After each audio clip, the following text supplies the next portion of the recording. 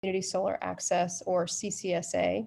We are so glad you can join us today to hear about an exciting study we have been working on that provides a roadmap to a cheaper, clean electricity grid in Illinois. As many of you know, Illinois energy stakeholders are in the midst of discussing the next path forward for clean energy resources, and there has been a lot of emphasis placed on resource cost to reduce the burden on all ratepayers. This research shows that we can achieve Illinois' clean energy goals while creating billions in savings to ratepayers, and we can do this while also creating tons of jobs and building a grid that is more equitable, resilient, and customer-driven. This research will be presented today, has been led by Dr. Christopher Clack and his team at Vibrant Clean Energy. We are bringing you the results through a coalition called Local Solar for All, a coalition of rooftop and community solar companies that are working together to promote the benefits that a more distributed generation grid can provide. Next slide, please. I'll introduce our main presenter in a second, but before I do, one quick process point. During the presentation, we invite you to type questions or comments into the chat function of the webinar, where we will have a panel of experts that will gladly answer your questions in real time. If we have time at the end, we will share and have our panel answer some of the more common questions we're receiving. There are also links to a number of documents at the end of the presentation, and we ask that you read those and reach out with any further questions you have. And without further delay, I would like to introduce Carl Robigo, who will lead us through a presentation of the findings. Carl has really too many accolades and accomplishments to his name, but to name a few, he has served as the Executive Director of the PACE Energy and Climate Center. He's been a VP of Distributed Energy Services at Austin Energy, and he served as a commissioner on the Public Utility Commission of Texas. Carl is with us today on behalf of the Local Solar for All Coalition. And Carl, the floor is yours. All right, thank you very much, Laurel. It's a pleasure to be with you. Thank you to everyone for joining us for this exciting presentation. I do a lot of presentations, but I've been thinking really hard about this one. There's some groundbreaking findings that we're going to share with you today of great import to the people of Illinois, and we believe that it'll be transferable to many other states across the country. Before we get started on the substance, I want to encourage you to take advantage of the question and answer box that you'll find at the bottom of the screen. Submit questions. We've got some folks who will be tracking those as I'm talking, and we'll try to make sure we get to those questions when we have some time at the end. The good news is, therefore, I will not be talking during the entire hour. You're going to get a chance to hear from others who have participated in this work as well. So let's get started with, I guess, remembering what Edwin Lamb, the inventor of the Polaroid camera, once told us. In order to have a new idea, sometimes you just have to stop having old ideas. The conventional thinking in utility system planning is pretty much set out here. Large central power plants are always the most cost effective because bigger is cheaper and faster. And if we're going to have clean energy goals, then we have to ride that horse all the way, the large scale renewable opportunity. And by the way, the small stuff, while it is available, is too expensive. That means the cost of getting to our clean energy future will be too much to bear and slow us down. But guess what? That's the conventional thinking. And there's new and better models and new and better ways at looking at resource opportunities that we can actually find ways to take advantage of growing small scale distributed resources, especially distributed generation, and generate savings and generate more jobs and reduce pollution faster than under a business as usual type approach. More details on that in a minute. But let's just pause for a minute, let your mind clear of the conventional thinking, and open yourselves up to a paradigm shift. Let's talk about how the small solutions can be just right, and more importantly, that lots of the small resources can provide extra value. Next slide. Illinois wants its future to be 100% clean energy.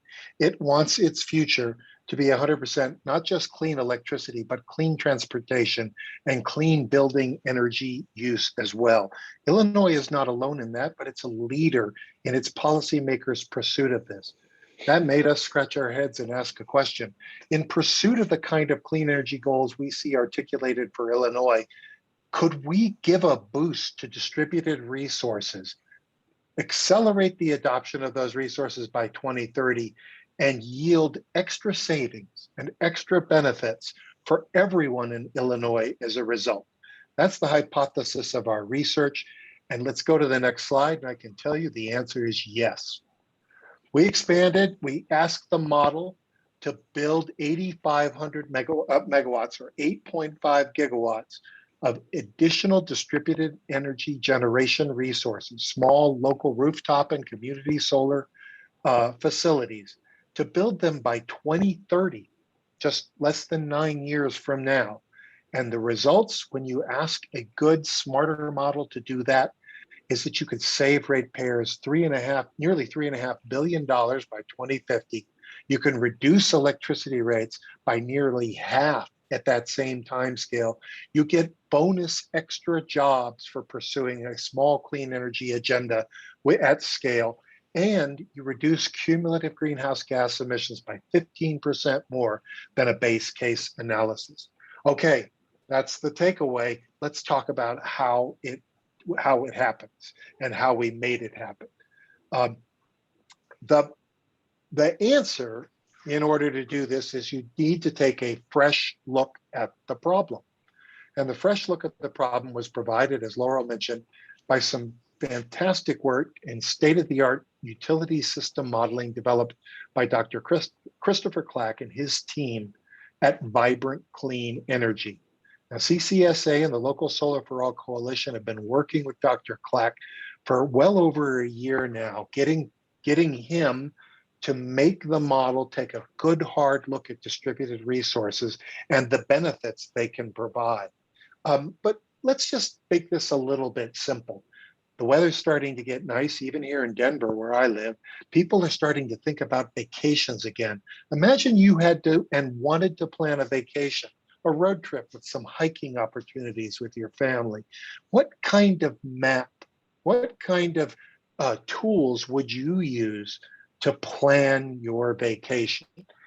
You could pull down a map in the 8th grade classroom or look at the globe in that same classroom, but it wouldn't tell you much about where you wanted to go. The resolution wouldn't be fine enough to ensure that you have a safe and affordable and pleasant vacation.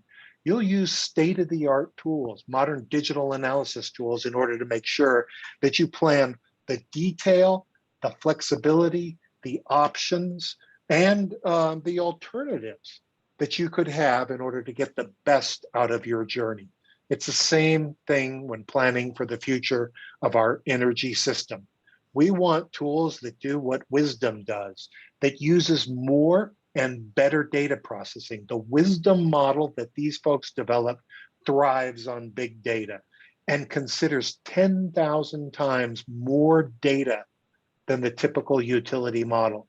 This model also, therefore, is able to look at the entire system at the whole time, not take a piecemeal approach to utility modeling. So it meets the complexity of our energy system toe-to-toe with a model of great power for a system of great complexity. And finally, because the model can look at things in very fine resolution, down to 1 kilowatt, 3 square kilometers, and 5-minute increments, it can actually choose the right sized resources to meet demand at very small increments. That means that the resource most efficiently, most cost effectively matches the demand, and that helps produce all those savings we talked about. So smarter, better, capable of looking at more of the facts, gives you a better vacation, and gives you a better plan for the energy future in Illinois. Let's go to the next slide. I got a little bit of lag here. There we go.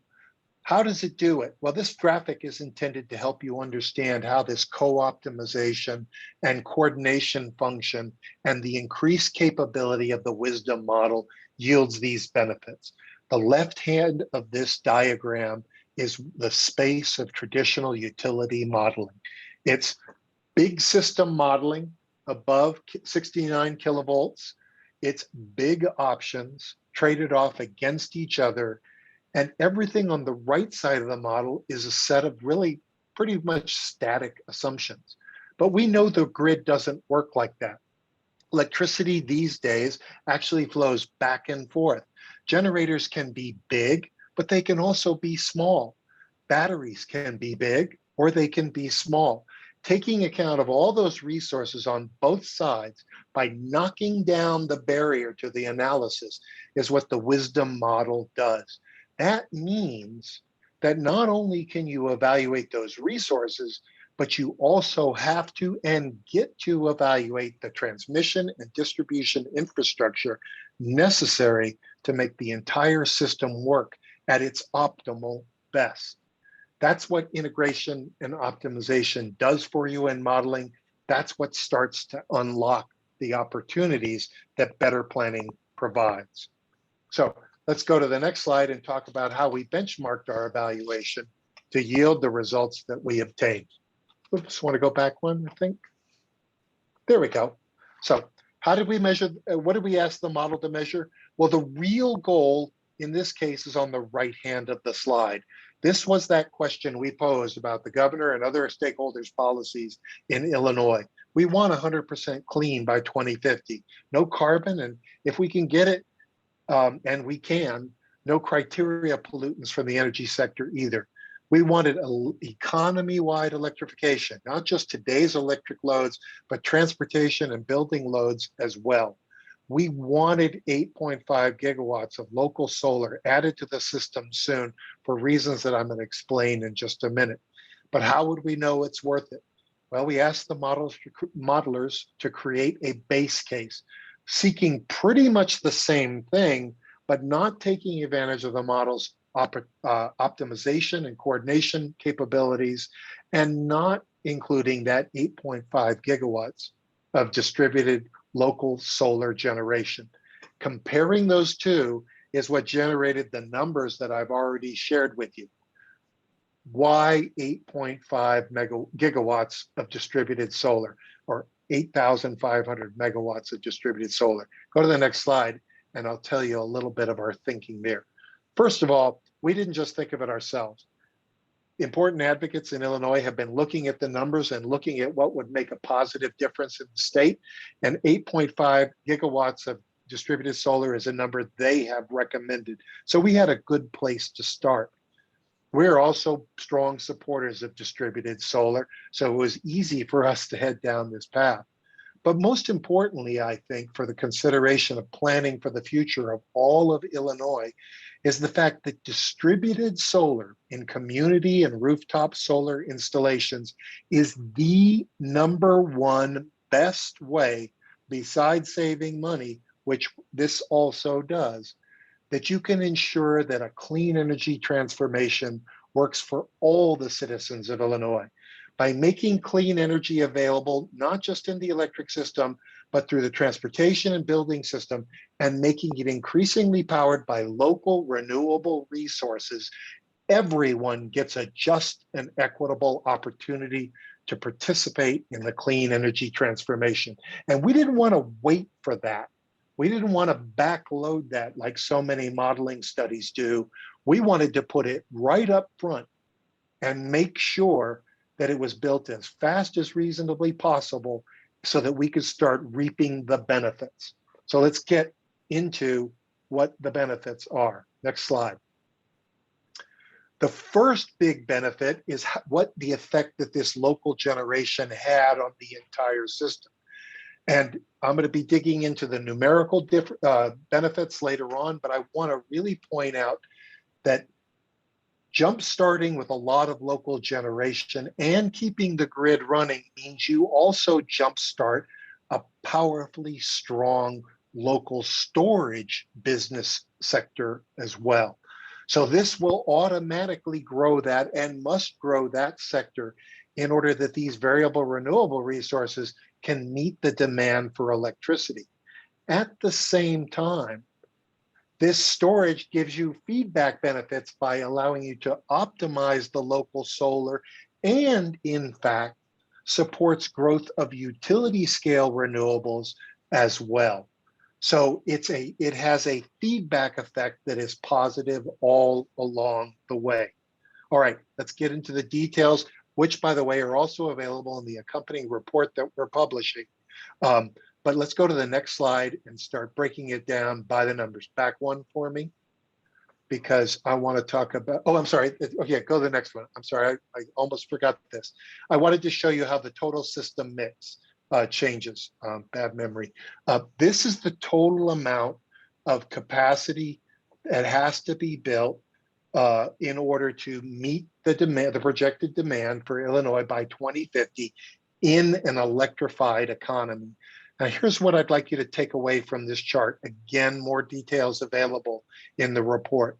The first thing you should notice is that there are more colors. This is a more diverse energy mix, which adds resilience benefits. It's also a more distributed energy mix because you'll see community solar and rooftop solar are larger under our model, as well as that huge chunk of distributed energy storage I already mentioned that shows up at the top of this chart. So we've got a more diverse energy system that is also more distributed, and that more elegantly fits the needs of Illinois and generates the benefits. Now let's get into those benefit numbers in some detail. Next slide. The first thing is the money. Investing now, driving that 8,500 megawatts of distributed solar starts kicking off the savings right away. Those savings accumulate over the planning period to 2050 to $3.4 billion. And that means the initial savings are big enough to help also pay for some reinvestment in the system that's necessary in later years. So you get the benefit now, you accumulate the savings, it pays for further benefits and keeps bringing you into the positive savings line throughout the planning period. That's a good thing for the people, for businesses of Illinois. Next slide. When you lower the cost of resources that is borne within the electric rate, you also therefore lower the electric rate. In fact, the resource cost component of the electric rate goes down by nearly half, 43%. And just using today's calculations, this is very rough, but just using today's calculations, that translates into an average savings on an average electric bill of about $40 a month. Here's what's really powerful. That extra $40 a month can go to work in the economy and actually produces 10 times as much, over $30 billion of economic benefit in additional spending power of the people, the ratepayers, the customers in Illinois. By the way, that benefit, we didn't even calculate in coming up with these numbers. It's just what every economist will tell you happens when people have more money in their pockets and don't have to pay it for higher electric bills. Let's go to the next slide. This is a little bit of a geeky slide, but for those of you who pay attention to the electricity system, and I looked at the participant lists, I know who some of you are. If you look at the top of this shape, where the blue is and the gray is, you'll see a fairly traditional utility load curve. This is across a year, 8,760 hours. And what it teaches us, one of the things we all know about the electric grid, is that the entire grid is not actually fully utilized very much of the time. So we build a huge system to serve a relatively few hours, and then some of the most expensive parts go unused most of the year. That explains why we have that needle peak on the left side of the graph here under a sort of business as usual kind of scenario. Well, everybody wants to work on that peak. Everybody wants to get those costs down. Advocates for distributed solar, distributed storage are no different. We believe it's important, but most solutions stop there. This comprehensive system-wide model actually develops those benefits I mentioned before. It gets better value out of the entire system. It actually gets benefits across 80% of the hours in the year. And during the time when it actually adds some load, it fills in at that small piece on the far right of the graph. So the curve is flatter, the system costs are less variable, and the entire system costs less. How much less? Nearly $3.5 billion less by 2050. That's a payoff that comes only from looking at all these resources in detail and looking at all of these resources as a system. But wait, there's more. Let's go to the next slide and talk about greenhouse gases. And by the way, criteria pollutants as well. This is a wonderful benefit that came from pushing that 8,500 megawatts of distributed solar early. The model under both the base case and our scenario is required to get to zero carbon dioxide and related criteria pollutants from the combustion of fossil fuels. But by accelerating the adoption of distributed generation with that 8,500 megawatts, you actually get 15% less cumulative CO2 emissions throughout the time span between now and 2050. You get your benefits earlier and you don't have to wait for them. That's the lead environmental benefit. And remember, that happens throughout the economy. So it also displaces combustion sources that are in urban and other communities impacted by local pollution. Next slide. You grow jobs. Accelerating the uptake of distributed generation grows more jobs faster because small resources grow more jobs than big resources do. They're more labor intensive. Labor intensive means more jobs, 63,000 more jobs nearly by the year 2050. So that means, again, there's another economic benefit that we didn't model in, but that is very real. More people working, cashing their paychecks, and participating in their local economies in Illinois with the benefit of a local clean energy system. Next slide. So let's go through all that again at the highlights, because the very next question everybody should be asking is, so what do we do? Well, Amy Hart's gonna get on in a minute to tell you what we should do, but here's why we wanna do it. We wanna do it because we can get 8,500 megawatts of distributed solar on the ground by 2030. We wanna do it because we can save ratepayers $3.5 billion by 2050 and reduce electric rates for the production component of rates by 43% or a month by the year 2050. We want those extra 63,000 jobs by 2030 and working continuously through to 2050. And we want 15% less cumulative greenhouse gas emissions along the way. We want it. How do we do it? Let me turn it over to Amy Hart, who's going to walk through some of the key policy recommendations that come out of this amazing work. Thanks, Carl. And thanks everyone for joining this afternoon. We really appreciate it. And I think exactly to Carl's point, right? What is next and what do we need to do to continue and build momentum to ensure rooftop solar and community solar can be part of the mix in Illinois in the future as we work to that clean energy future in 2050, to be able to ensure we unlock and capture all of those benefits that Carl just went over. So we broke it up in thinking about what are the two things we need to do. One is, what do we do today? And what do we need to do today? And then how can we think about this in our planning for the long term? So we know that policies that we would enact and suggest enacting today may not be the same policies that are needed and part of the distributed plan in 2045, for example. So first, though, let's think about today and how do we build on that momentum from the Future Energy Jobs Act?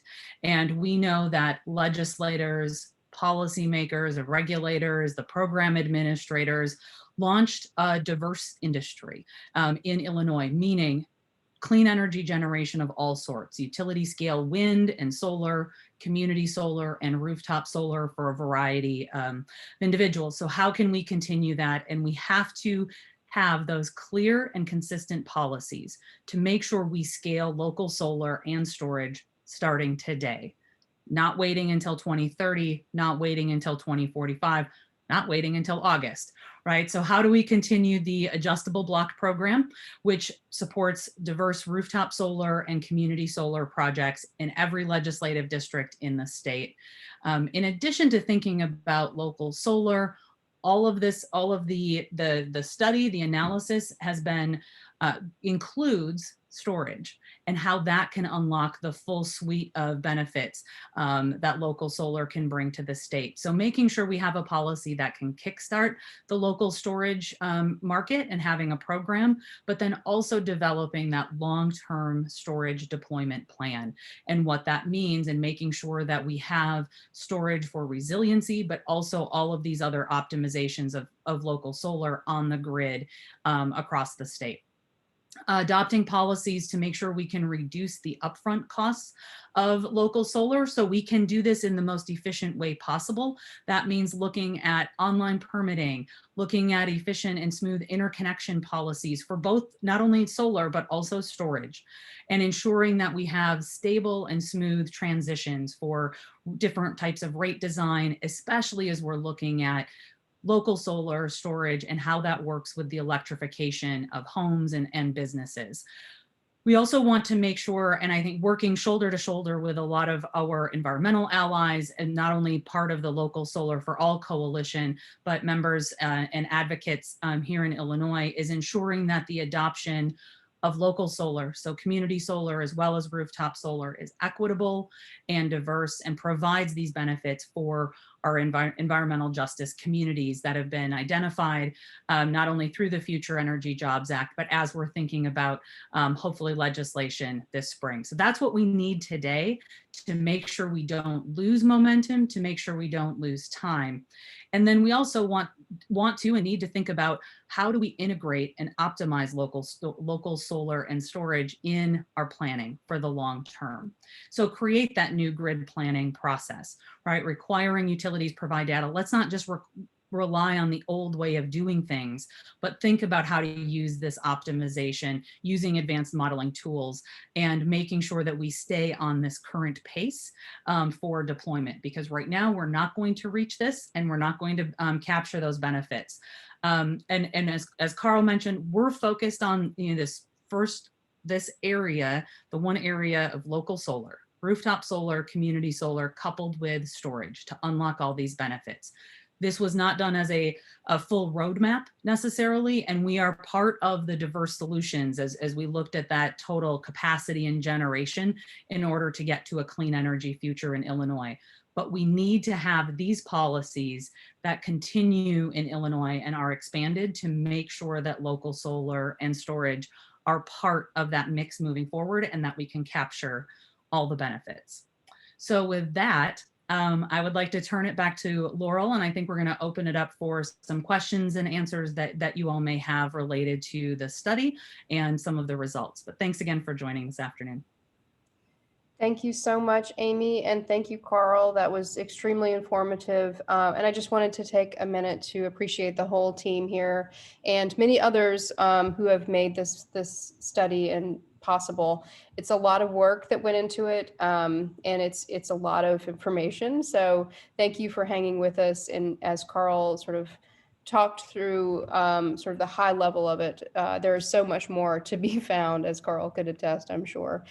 I wanted to direct your attention to the chat function. There's also a Q&A function if you would prefer. There's two ways to ask questions. So please, think about what you've seen, ask questions. I have a couple here to get us started. And Carl, I think I'm going to direct this one to you, if that's okay. But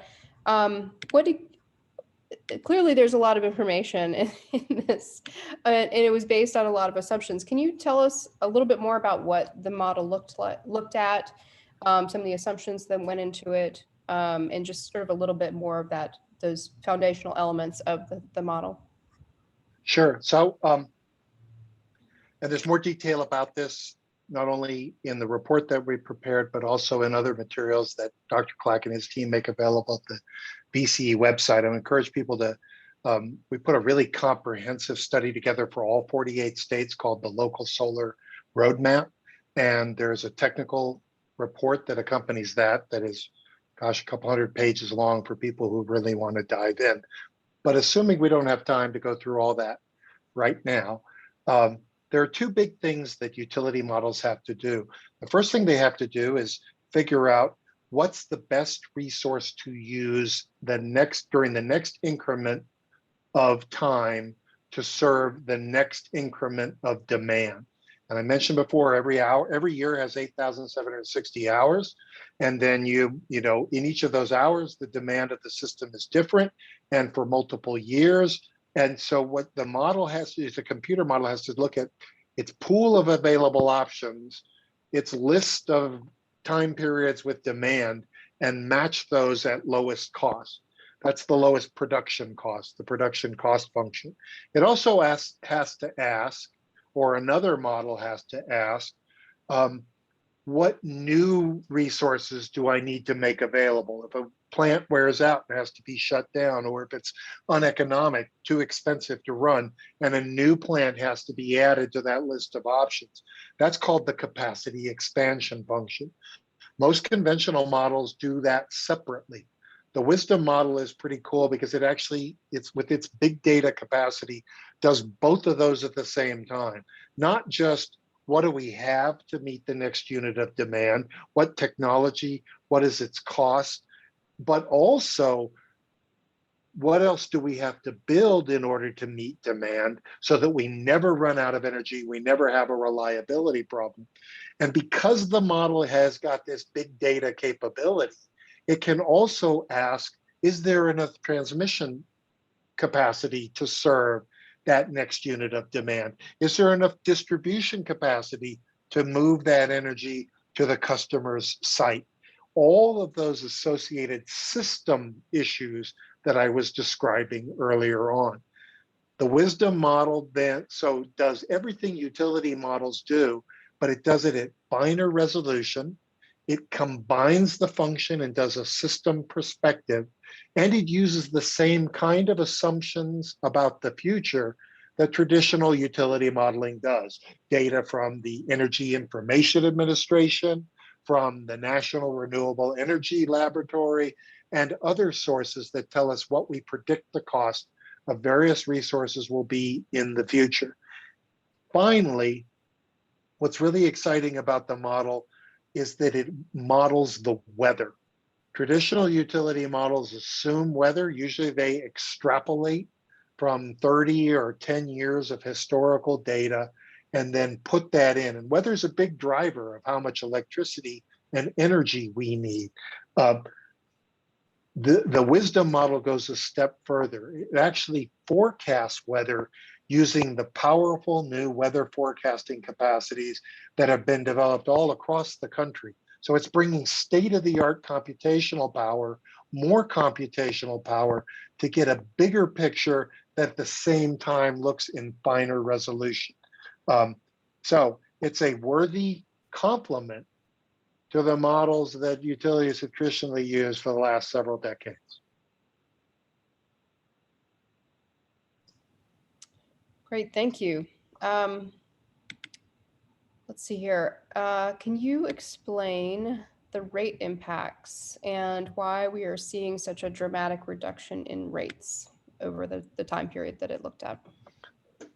Yeah, I'll jump in on that too. See, it is the most important reason why it actually can cost less is that it costs less if you choose the right resource to get the job done. And I've struggled with finding an analogy that's both robust and understandable, but it's sort of like if you're a member of one of those warehouse stores, right? And you want tomatoes in your salad today, the only option they might give you is 5 pounds of tomatoes. And if it's just salad for today, it's really hard for a small family to eat 5 pounds of tomatoes. Chances are the fit of the amount of tomatoes you have to buy, the room you have on your refrigerator, don't put your tomatoes in the refrigerator, on your shelf, or, is not as good as just your current appetite. Even if buying a small quantity of tomatoes costs more per pound, there'll be less waste, and you'll still have an enjoyable salad to meet your appetite tonight. So the very first source of the savings is by right-sizing the solution to the demand, buying just what you need when you need it, and taking full advantage of those transmission and distribution resources that are already in place before you build more. But that additional savings, as I showed on that low duration curve, also comes from the fact that distributed generation and other resources actually change the load that the utility system has to solve for.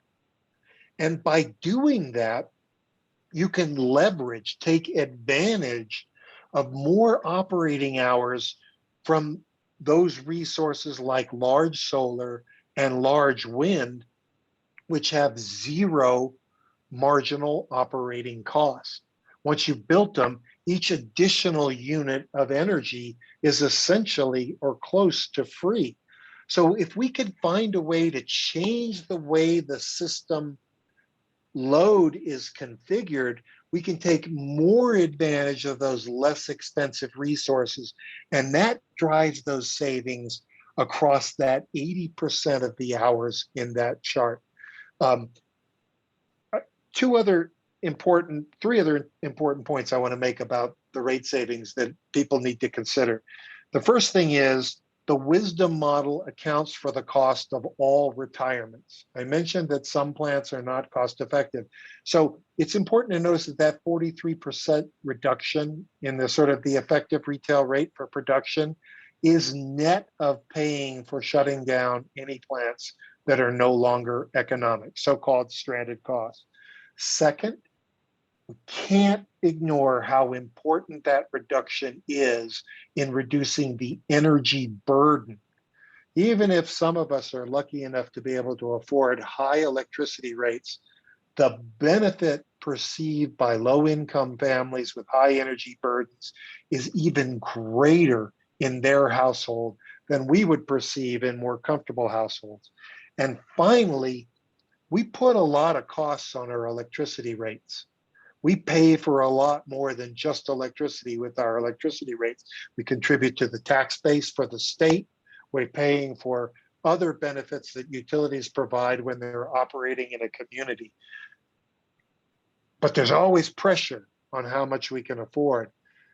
Adopting a system model that saves us money on the cost of production gives policymakers and utilities more flexibility to invest in additional resources or in additional policy objectives. So that's flexibility that otherwise having skyrocketing rates keeps you from enjoying.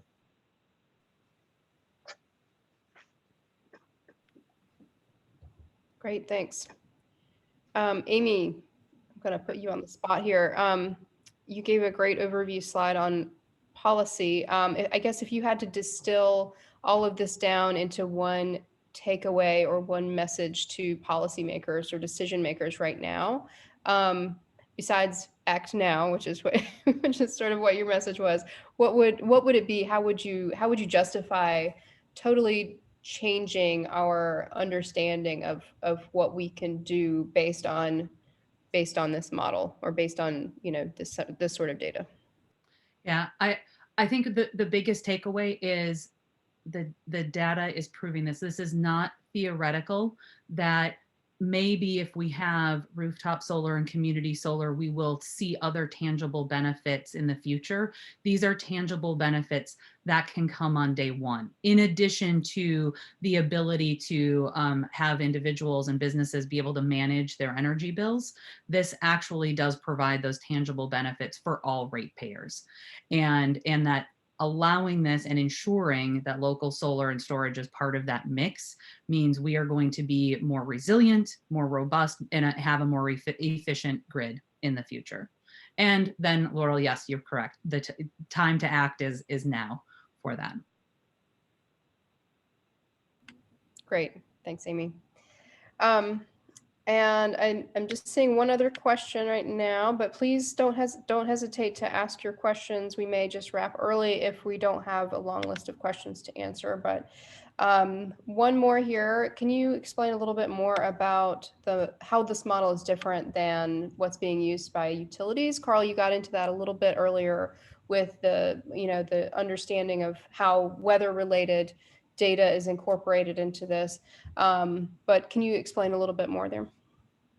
Yeah, so my first exposure to computers, my dad was actually involved in procuring computers for the Air Force in the late 1960s. I remember they bought a UNIVAC computer that filled an entire room and barely did more than what a handheld calculator would do today.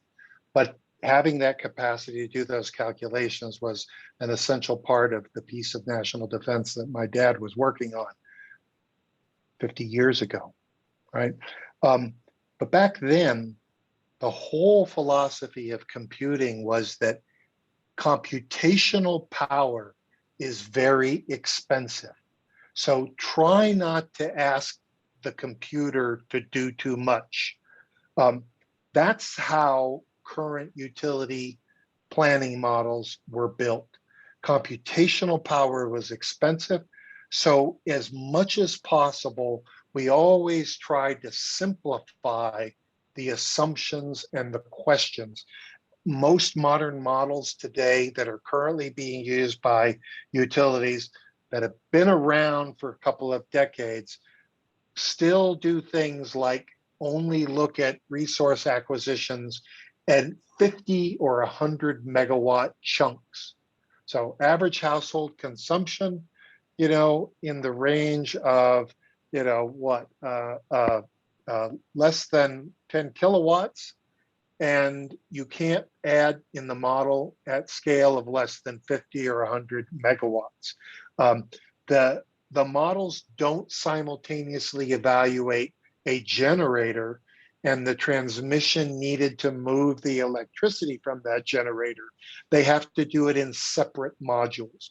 They don't evaluate distributed resources as a resource that can be selected in small time increments. They look at things hourly and they make assumptions about the number of megawatts of distributed resources that are in the system. They can't choose it and treat it like a resource if it's small, all because they're trying to hoard that computational power. So in many ways, what the wisdom model is trying to do and what traditional models try to do is the same thing. Like I said before, pick the right least cost resource for the next increment of demand and time. But the wisdom model is powerful enough to say, ask me more questions, I can handle it. Ask me better questions, I can handle those too. Want to know how it looks in tiny little increments? I can give you that. Want to know how it looks laid out across counties, across square areas of 3 kilometers square within the county? I can do that too. Like I said, it's a model that thrives on big data. And because it does that, it more closely aligns with the kind of smart thinking we'd like our models to do. So same basic function, but just much better capacity. Great, and sort of a follow-up to that, we have a question in the Q&A box that says, if you were representing an electric utility today, what assumption or result of this study would you attack or dismiss? And what would your response as your actual person be?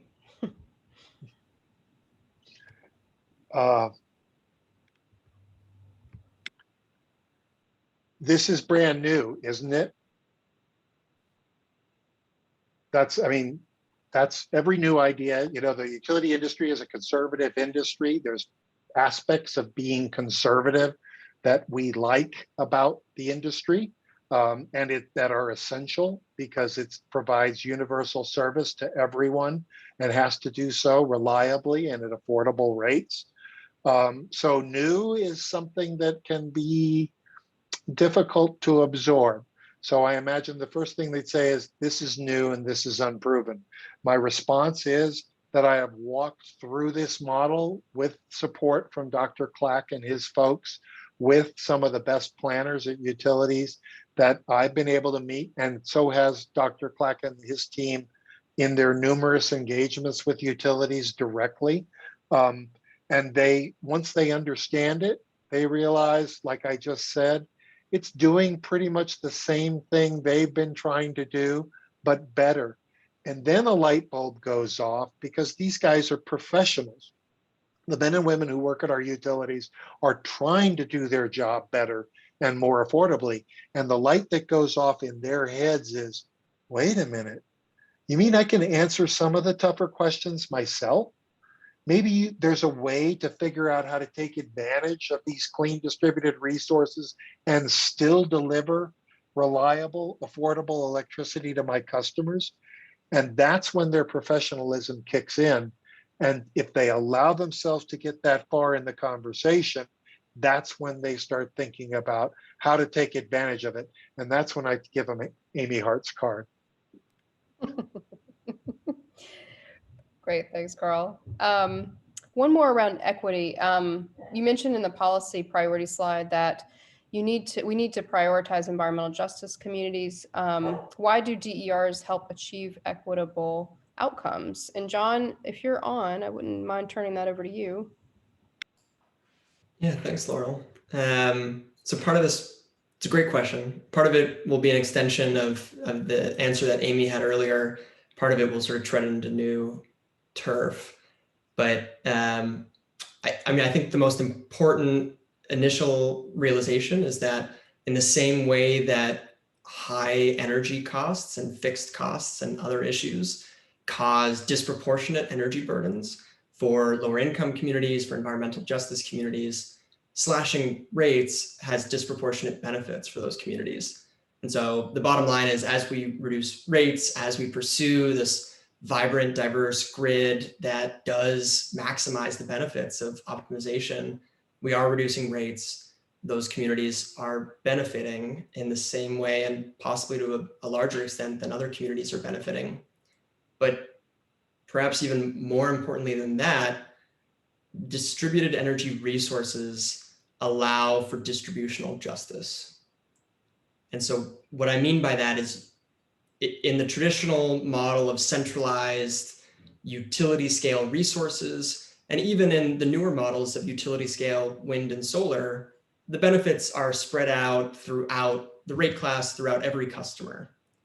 With distributed generation, with distributed energy resources, we have new opportunities to not just pursue equality, but equity and justice, by building out complementary programs like the Illinois Solar for All program we have in Illinois, to direct those resources and to direct those benefits of ownership, of subscriptions, to those communities that have long suffered the disproportionate burden of the fossil fueled energy system. And so DERs in and of themselves, other than those rate savings, don't necessitate benefits towards environmental justice communities, but they unlock them, and they create these new opportunities through additional policies that help ensure that those communities are receiving the lion's share of those benefits and are being brought along towards the distributed energy future.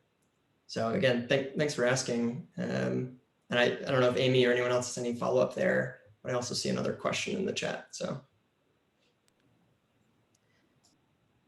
Great, this is the last question. Well said. Oh, go ahead, Amy, go ahead. Just saying, well said. Great, indeed. And Carl, I'm going to ask you this, I guess. It's if you don't have an answer, that's okay. We will think about it and get back to Christina, but she asked, how do you think the results of this analysis will play out in a world where DG resources are able to eventually participate in wholesale markets? And thinking of FERC Order 2222. Yeah, okay, thanks, Christina. Well, we don't know, right? We're a long ways from seeing the 22 tariffs that the RTOs and ISOs have to file.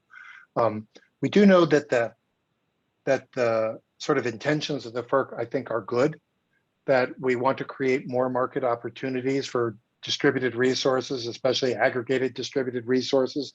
I bet there's a whole bunch of people in Texas, for example, and the rest of really the sort of the south central part of the country that was hit so bad in February would love to see these resources help support and prop up the functioning of ISOs and RTOs. I guess the caution, I'll just say,